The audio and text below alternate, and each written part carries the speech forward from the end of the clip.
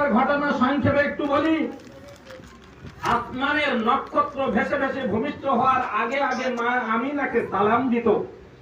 ফেরেশতারা পাখি রূপ ধারণ করেছে মা আমিনাকে সালাম দিত আর বলতো, আমিনা তুমি একটা ধন্য, তুমি সকল ধন্য নারী, তোমার সবচেয়ে বড়ই সম্মান ইজ্জত যে মহান আল্লাহ তোমার গর্ভে একজন নবী, ধন্য নবী পাঠিয়েছে, শ্রেষ্ঠ নবী পাঠিয়েছে। তাই মা আমিনাকে এসে সালাম দিত।